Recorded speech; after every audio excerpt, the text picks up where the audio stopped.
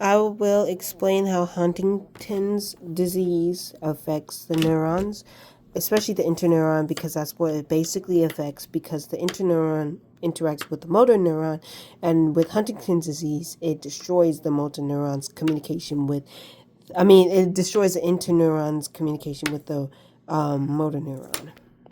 So the cell membrane with the disease, it causes damage to the cell membrane, making the nerves more vulnerable to dysfunction and death due to altered iron flow and respiratory activity. The cell body, which is the house of the nucleus, accumulates clumps and toxic proteins called Huntington's proteins, leading to disrupted cellular functions and eventual death of the cell. The nucleus is mutated, and Huntington's proteins enter the nucleus and interferes with the DNA, which disrupts normal activity with the neuron. The dendrites lose their ability to effectively receive signals from other neurons due to the dysfunction of the toxins from the Huntington disease, which gets the lack of communication. That's why there's a lot of uncontrollable movement. Sorry, my parents are calling me.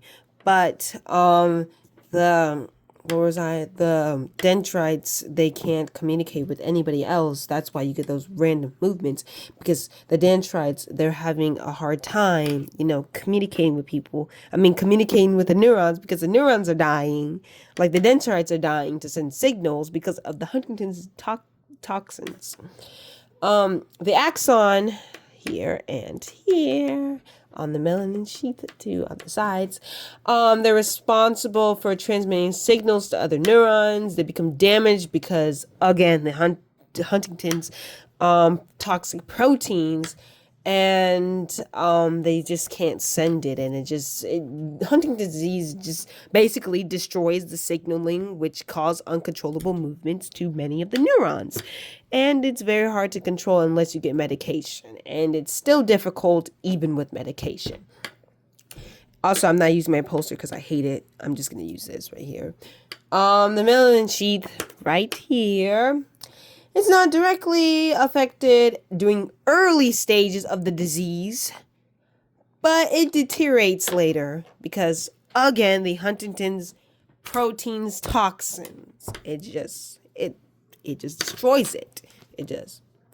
And the neurotransmitters, the disease affects the production and regulation of the neurotransmitters and increases glutamate, which is toxic, contributing to neuron damage. So basically, in summarization, the Huntington's toxic proteins, they basically destroy all signalings and communications between the neurons of both interneurons and motor neurons, but between interneurons, because in the sternum of the brain, that's where mostly the thinking, decision making, the emotions, the motor movement is, which is where Huntington's disease is located in, because that's where it is.